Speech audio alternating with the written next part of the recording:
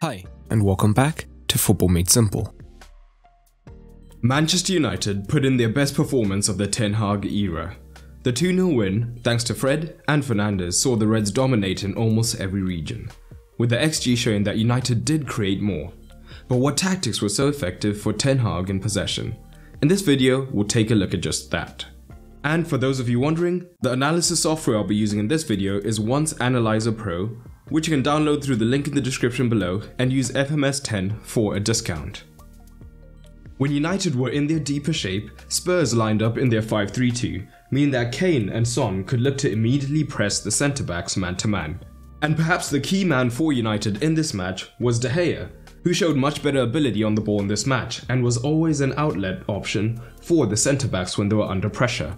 By not always going long and being willing to put a foot on the ball, De Gea could potentially draw one of Kane and Son towards him, and during that time, either one or both of the centre-backs could split to the width of the pitch and then get on the ball from De Gea. But even more common was for both centre-backs to remain higher up, still tying up the two centre-forwards from Spurs. In these early phases, United did not push their fullbacks all the way high, keeping them fairly deep. And the key is, from these deep positions, they were able to regularly receive the ball from De Gea in plenty of space. And here we get into a critique of Conte's defensive structure. Most teams when playing a back five are aware of this problem, so they tend to commit their wing-backs higher up the pitch in these phases and put trust in their wider centre-backs to cover the wingers. This would make this pass much more difficult. But by remaining deep, initially during the match we did see Conte look to use his wider midfielders in Højbjerg and Betancourt to look to come out towards the ball when it did reach a fullback. But it quickly became apparent that this would not be sustainable, as this was a man-to-man situation in the midfield, so drawing a man out would simply leave them 3 versus 2 down, leading to much worse defensive scenarios for Spurs. So the worst part of all of this for Spurs is that when a fullback did receive the ball, not only were there in plenty of space, but 2 defenders had immediately been taken out of the game completely. So here we see that Spurs initially are able to go man-to-man in their press against the United centre-backs, but Varane trusts in De Gea and is willing to go back towards him. So now Son has to press De Gea, who has not immediately gone long, thus drawing him out of position, and De Gea is then able to find Casemiro, who finds Varane, who as we discussed had moved wider to receive the ball. So because Bissouma was on Casemiro, as we discussed it was a man-to-man in the midfield, and now 2 men have both been drawn towards Fernandes. So this now means Fred is able to get on the ball, and plays a dangerous pass that almost leads to a goal. And this is an alternative situation, again man-to-man, but neither forward puts pressure on De Gea. But Luke Shaw is in acres of space and can easily receive the ball in that region, meaning that Son and Kane are immediately taken out of the game. Perhaps if Conte wanted to be more conservative with his wing-backs, he could have opted not to press at all, thus keeping Kane and Son deeper, so that even when men were found in wider regions, they still had 10 men the right side of the ball. But even high up, United still looked dangerous, with their very rough shape being a 2-3-5. Fernandes and Fred tended to take up these attacking half-space positions, but this 2-3-5 was much more fluid than we see, say, at City for example, so they did tend to drift around the pitch. And playing with 2 centre forwards means that a major weakness of the back five is in the wide region, where they technically only have 1 defender wide. So teams look to overload them there, which is just what United did. And United did favour building down the left hand side, so in these phases Shaw would move wide to receive and would be joined by Sancho, Fred, Casemiro, and at times even Fernandes drifting across. As discussed with Kane and Son both tending to be high, it would mean that the onus would be on the midfield 3 to shift across and help prevent this overload, because as we'd seen throughout the match, United were dangerous with their combinations when in close proximity. And a key tenet of this wide overload is to overload one side in order to create isolations on the other side, in this case with Antony. So the roles of the 2 fullbacks in these situations were interesting, because the ball side fullback would operate more traditionally, almost looking to hug the touchline, and the far side fullback could then come into this midfield region.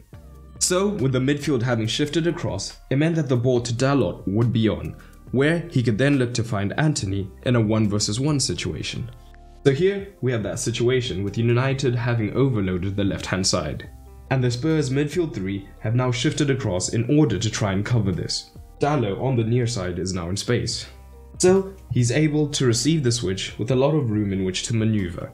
He can then look to find Antony, who is 1 versus 1 with Perisic, and this actually eventually leads to Antony hitting the post.